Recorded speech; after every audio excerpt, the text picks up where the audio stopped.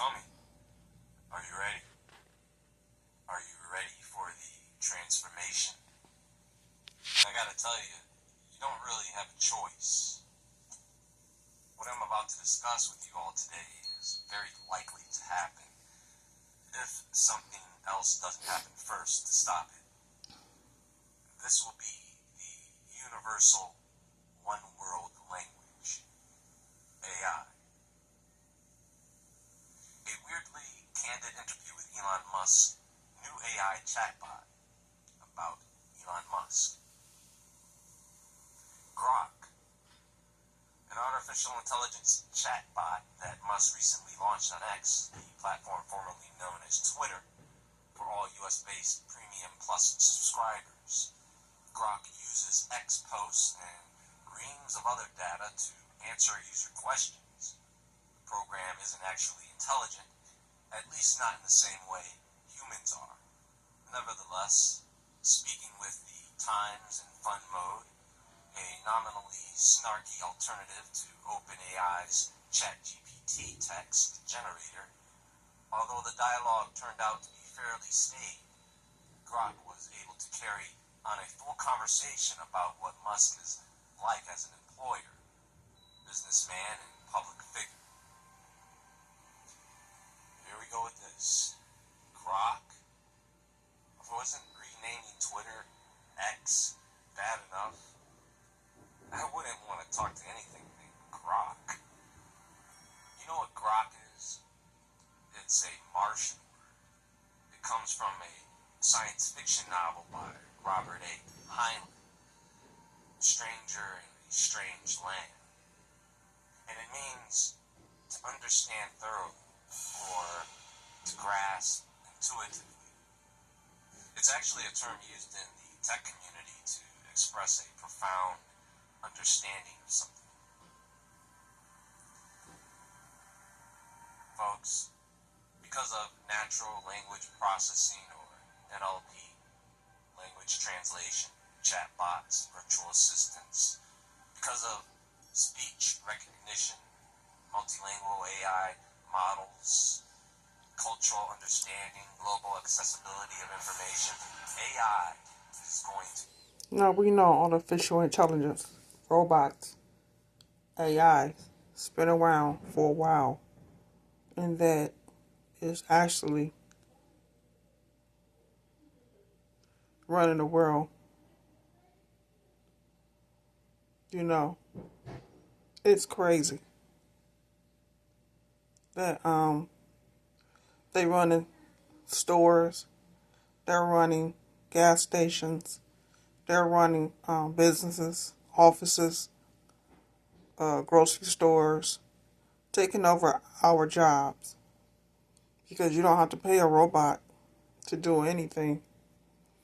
You leave it in one area, or you don't have to go back to it until you get ready to cut it on.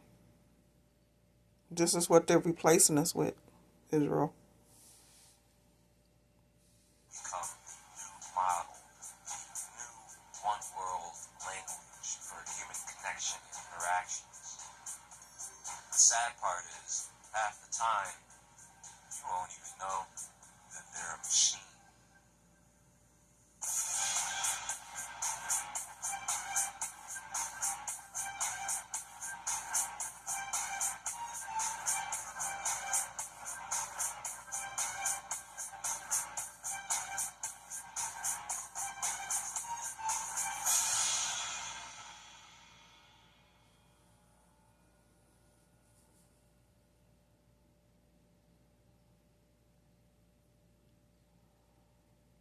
Are you under $27,000 income a year? Get free unlimited data on a smart tablet with no hidden fees or gimmicks. Our tablet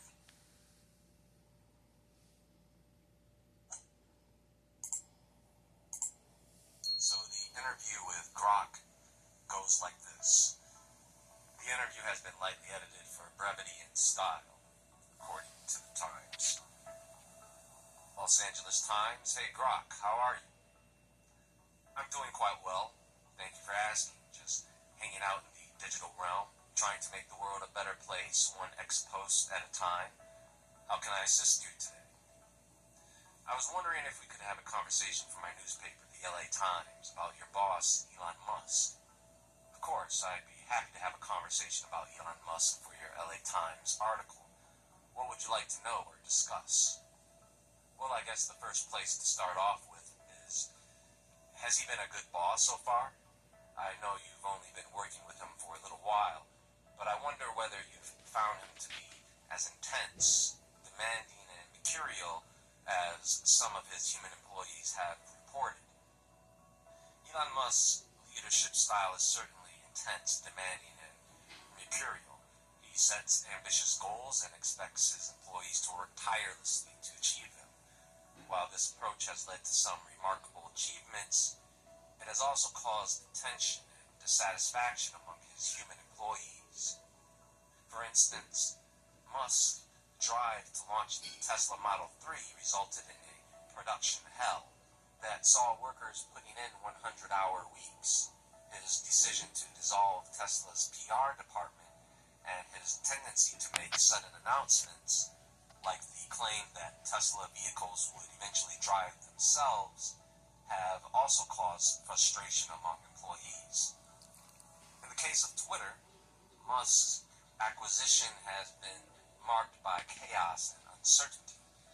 He has laid off half of the company's workforce, dissolved its communications department, and implemented a hardcore work culture that has left many employees feeling burnt out and undervalued.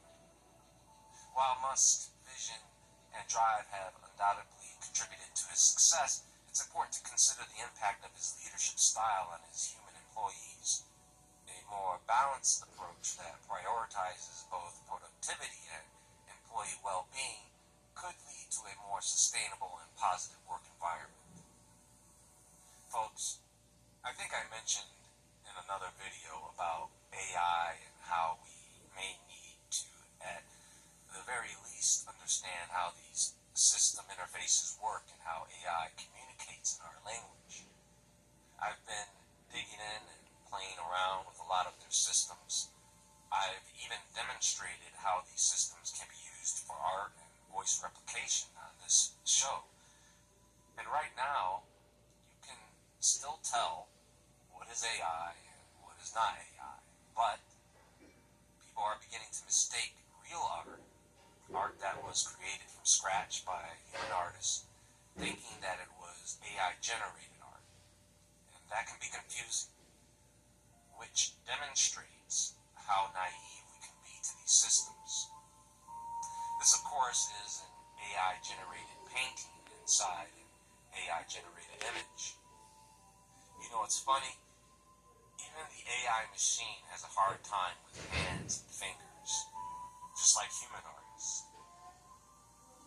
So, I can tell you what's going to happen down the line, because it's already happening.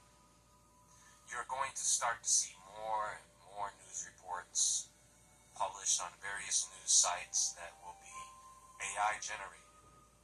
For example, you can go use Google to get information on a historical figure. You type it in the search engine and a few results come up. You click on one of the links and it takes you to a site that has the information you're looking for, except that the article or information you're reading was written by an AI language chatbot. And the only reason you would be able to recognize this is if you've interacted with AI chatbots before. When you've interacted with enough of these AI systems, you discover that they have a certain way of speaking. AI is becoming an illusion, a true life matrix in the making, or the beginnings of it. You see, this image is 100% AI generated, but you may have been too distracted by the alien to realize the rest of the image is fake as well. And the alien is not really the problem, it's the background, the house, the fence, the grass, the trees, the shrubs. In this image, your attention may be focused on the alien, not realizing the person in the image here is also not real. That is part of the illusion. So what you're seeing right here is fake. Anybody can create that. It's just a rubber dummy that they're using and say that we got aliens. Aliens ain't coming looking like that. They're coming looking like Dracos and reptilians. They are not coming looking like this. And of course, these are not angels. House for sale? Nope. All AI images. And you can see how good it's getting. And you can see the potential for criminals creating scams. Here's a house in Antarctica. The point of showing you this is very soon you are likely to start seeing images of places that don't exist anywhere on the planet. Car insurance for $19 a month? It's real and it's stupidly easy. Here's how. You've got to. The creation of deepfakes, AI-generated content that manipulates audio and video to simulate individuals saying or doing things they never did. It's going to be a problem when spreading false information and generating fake news. There are going to be social engineering attacks where AI-powered chatbots or virtual assistants impersonate trusted entities or people. It's going to deceive users into revealing sensitive information, such as passwords or personal details. It's a scammer's dream come true. You'll have phishing attacks, where the AI system can personalize messages based on the target's online behavior and preferences. And this enhances the convincing nature of phishing emails or messages. Then more people fall for scams. One of the reasons being, they don't recognize the language. AI's ability to generate human-like text, automated text generation models can be used to create fake reviews, comments, or articles. And sometimes the AI is wrong. Feeds you back the wrong information sometimes. It doesn't know everything. The algorithmic manipulation of content using AI can be a risk and influencing users to believe in things that are not real because of exploiting content recommendation systems on social media or news platforms. And AI can be biased. It can be trained on prejudiced data that can manipulate decision making on things such as hiring, lending, law enforcement. By the way, this is an image that was produced based on what I just said. With the digital cloning and voice synthesis technology powered by AI, this is going to get crazy and out of control. I can see it already. People are going to be able to be in two places at once. Just imagine meeting someone, developing a relationship with that person, whether it is business, friendship, or romantic, and one day you're video chatting with this person, having a great conversation, when in reality that person is out on the town doing something completely different, because you're actually video chatting with their digital clone. You didn't even know. Yeah, good idea. No, great idea. That's why I'm warning you guys, look out. If someone really knows what they're doing with this technology, you are not going to detect the difference, especially if you're distracted. I don't feel like showing up for this video conference today. Let me just send my AI clone. Now, folks, all that is just AI's image and sound capabilities. And those are just the negatives. Most of the positive aspects of AI are pretty obvious. It's going to bridge language gaps. I'm talking about being able to speak with people from different cultures through video chat and with automatic translation, where you can hear the replicated person's voice in your language almost instantly. Then all languages will become one. It's going to benefit a lot of people, and it's going to hurt a lot of people and cause many problems in many places. But like any computer system, it only really does what it's told by its coding. I'm not saying you have to learn code to understand AI, but right now it does have a way of speaking that you can pick up on if you interact with it enough. You will be able to know if you are talking to an AI system, even with voice replication. People are sensitive to this, and they can pick up on it because real people have souls. So they're trying, excuse me. So they're trying to make these robots as real as they possibly could, but they don't have a heart, lung, and they don't have a soul, Israel.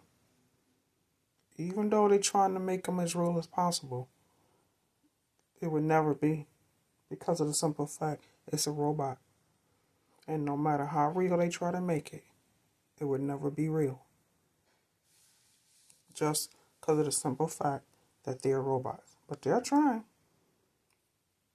They're trying. And that absence can be detected if the person is paying attention or even cares.